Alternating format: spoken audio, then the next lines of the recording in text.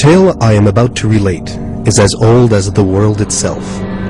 It is a tale of hatred, the kind that stems from fear, which in turn takes root from ignorance and foolishness.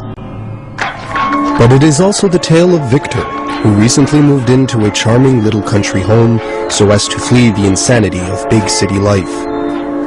However, this does not take into account the chauvinistic tendencies of the locals, who do not perceive his arrival as a favorable omen. But for the time being, Victor knows nothing, and what he doesn't know cannot hurt him. Yet. The next morning, while stepping out for a breath of air, Victor attempts to make an initial contact with one of his neighbors.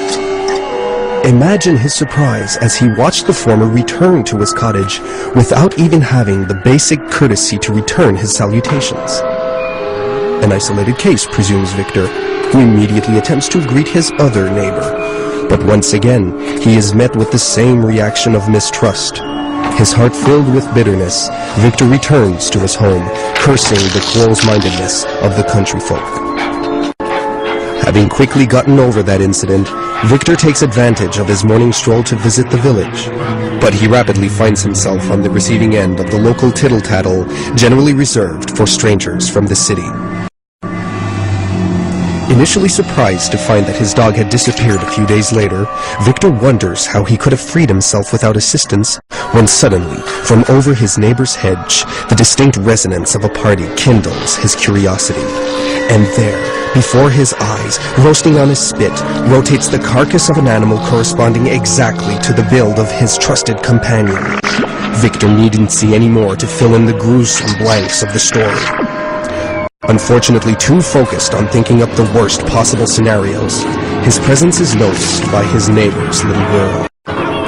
Since suspicion is contagious, Victor equips himself with a home security system and a generator, convinced that isolation from the others is a necessity.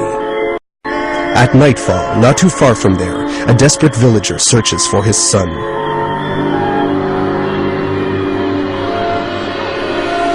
Disheartened, he approaches his closest neighbor to ask for advice. Despite not actually having seen the boy, the neighbor mentions how the stranger locked himself up into his home after being caught spying. Having agreed on the venture, the two decide to investigate for themselves.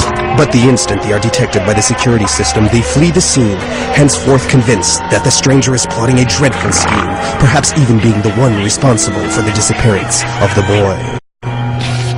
The next few days are steadily punctuated with the repeated ringing of the security system's alarm, the frequency of which increases all the time. Evidently, the system is no longer adequate enough to keep the villagers from snooping around Victor's home. Panicked, he sees no other alternative than to elaborate a plan to guarantee his protection. Proving destiny is indeed a cruel mistress. A chance electrical blackout plunges the entire village into complete darkness. Darkness which the villagers immediately blame the stranger for. Assuming a new ordeal he was putting the young boy through required all the electrical power of the area. Inspired by an energy which, in completely different conditions, would have allowed them to create extraordinary things, they convinced themselves to torch the ogre's home. If only Victor had been an actual ogre and not a brilliant inventor, the villagers would not be confronted with what he had in store for them. All their hatred towards him pent up in 40 tons of rampaging metallic fury. Unfortunately, if vengeance is a false god, it indeed guides man into blindness, losing sight of what is truly essential.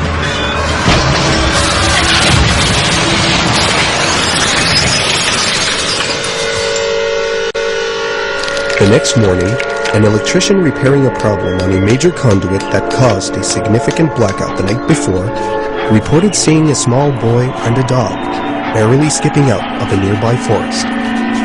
When interrogated, the poor child could bring no further explanation concerning the bizarre devastation of the village of Paranoland.